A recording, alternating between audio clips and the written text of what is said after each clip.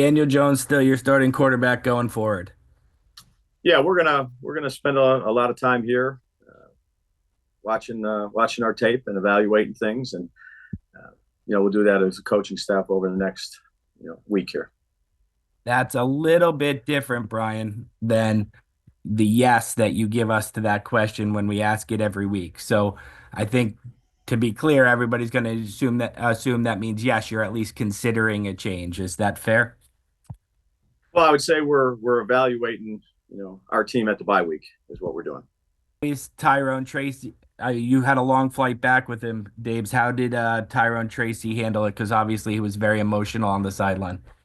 Yeah, this is a young player for us that really gives everything he has and cares a lot about his team and about his role on his team, and he's done a nice job for us. And it was unfortunate there at the end with the fumble, but young man that'll bounce back. He's got the right attitude, been productive player. I would say in recent weeks for us. I got a lot of confidence in him. Thank you. You're welcome.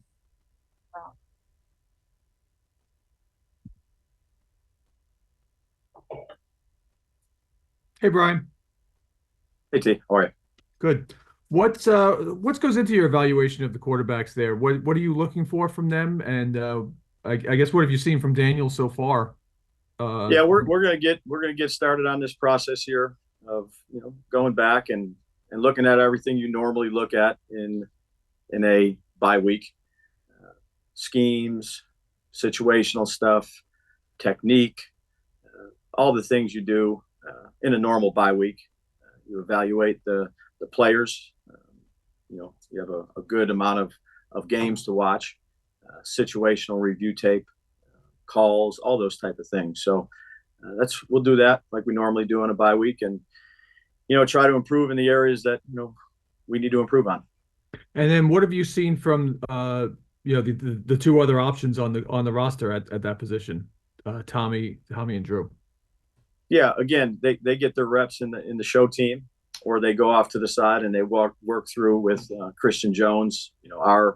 Our game plan things that they need to go ahead and get reps at. So you look at the self scout relative to them playing on look teams and things like that, and they're active participants in the meetings on top of the game plans, just like all the backup to the starters are. Would you consider shuffling their order too?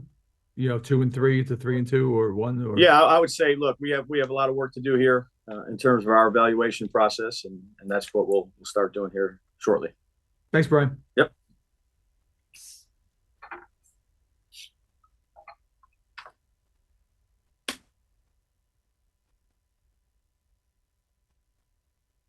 Charlotte, go ahead.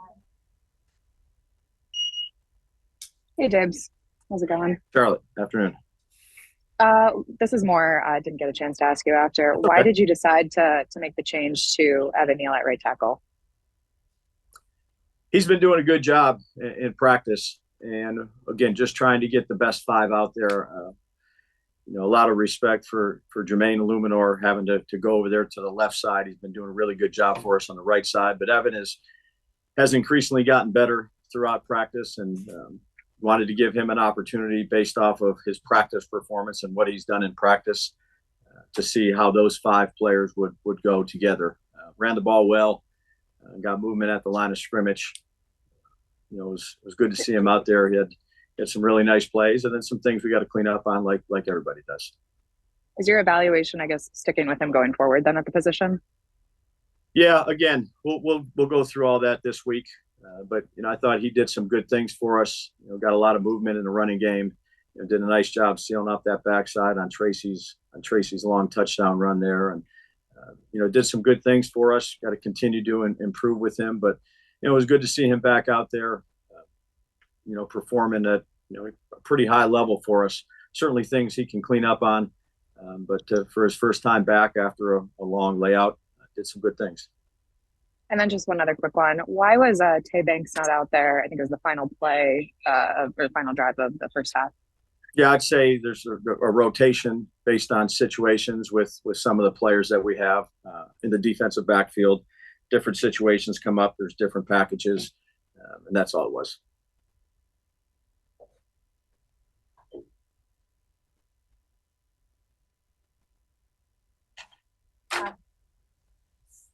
Hey, Dave, how are you? Patty, how are you? I'm good, thanks. I have two for you, if I could, Sure, please. you got it.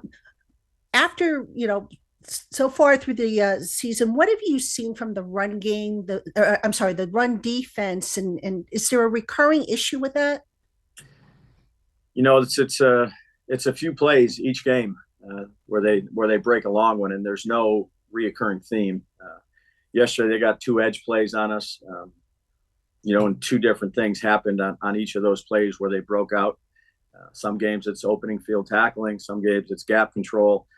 Certainly something that, again, you get a couple big plays in a running game, two or three, that's really going to up everything. So what we need to do is eliminate some of these explosives, continue to win the line of scrimmage, knock back, gap control, and then, tackling.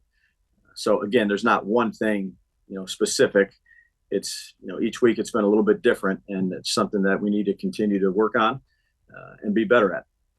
And then my second question for you is the roster is pretty much what it's going to be the rest of the year.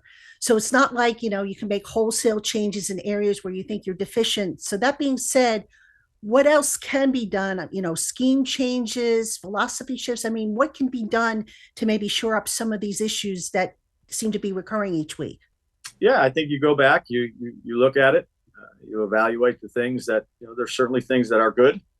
And then there's things that aren't up to standard, and we got to make sure we identify those, which we try to do every week. When you have a little bit more time on a bye week, you dig in a little bit more and make sure that, again, it could be a missed tackle, it could be a wrong fit, whatever it may be. Again, our coaches do a good job of bringing that to the attention of the guys. They're going to try to improve it, and that's the mindset we'll have. Thank you, Daves. You're welcome. Greg Johnson. Hey, Brian. Hey, Greg. Just wondering, what has Chris Manhertz meant to your team this season? And also, just what kind of respect do you have for a guy who's been in the league for 10 years now, just really grinding for teams, doing a lot of dirty work, never really in the spotlight, catching a lot of balls, but it seems like he's just done a lot for teams. Yeah, I appreciate that question. Total pro. For an older guy, he's out there practicing every day, never misses a beat. I think everyone in the room, both on the offense and the defensive side, has a very high respect for him, how about he goes about his business. He's tough. He's asked to do a lot of the dirty work as a tight end, and as a former tight end coach, I appreciate that about him. He's smart. He's a good leader for the younger players, guys like Theo and Belly. Great teammate. Can't say enough good things about the things that he has brought to our team, the toughness element that he has. He's really helped us in the running game and in the protection part of it for the tight ends. A consummate pro. Are you aware that he actually didn't even play football until after he graduated college? I mean, just what do you Canisius, basketball player. Yeah, Right. back in Buffalo. So know about his story. And again, you can see why he's played in the league for as long as he's played in the league. That type of player at the tight end position, there's not a lot of them out there nowadays. It's someone who puts the team first. Again, does a lot of the dirty work for our offense, and it has really helped us in terms of the running game and some of the action plays where we're able to attempt to pass the ball down the field. Thanks, I appreciate it. You're welcome. Oh, we'll take 5 more. Tom Canavan. Hey, Daves, how you doing? Hey, Tom. In getting back to the quarterback evaluation, I assume the bottom line is going to be who gives us the best chance to win. Yeah, look, we'll go back and we'll evaluate everything and decide what we want to do here. But we got a week to go ahead and really dig into this. Yeah, because the other question I have is if you're paying the guy $40 million, is it a waste of money if you bench him? Yeah, again, what we'll do is we'll go back, we'll evaluate the tape, and we'll make the decision that we think is best for our team. Thank you. You're welcome. Jordan Renan. Hey, Brian, what's going on? Hey, Jordan. As Tom just said, like the quarterback position is a different beast, right? It's a lot of money. It's a big percent of the cap. When you have something like that, Is that something that ownership needs to sign off on if you decide to make a decision there and move on? Well, I think, again, I've said this before. Joe and I communicate with our ownership group on a daily basis, not just about the quarterback, but about every position. So there's good communication there. We'll do what we normally do. If there are any changes, regardless of the position, we'll always communicate. That position, it doesn't work any different like that. Like, I'm sure you have freedom to make, lineup changes regularly. Does that change with the quarterback position? Yeah, no, even when we make lineup changes or there's things that come up, we're always in constant communication. Myself, Joe, and ownership. I think that's very important and healthy for the organization. And when you say you're going to evaluate things, I'm not just talking about the quarterback position now.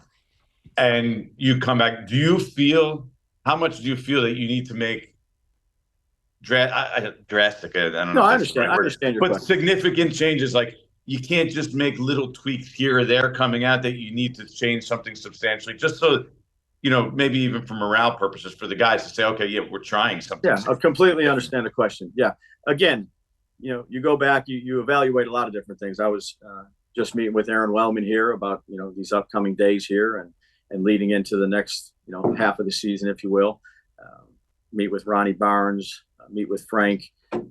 Again, we'll meet with all the people in the departments and go through the things that we've done up to this point. And, if there's changes we need to make, we'll make them. Again, you only have about a week to do this and look at things. But you're always doing that throughout the season. After a game, it's just here you got, some more information, you back to back of cut-ups of things you want to look at, practices, meeting times, all those type of things. And then you make the necessary adjustments that you think you need to make. How drastic, I couldn't give you that answer.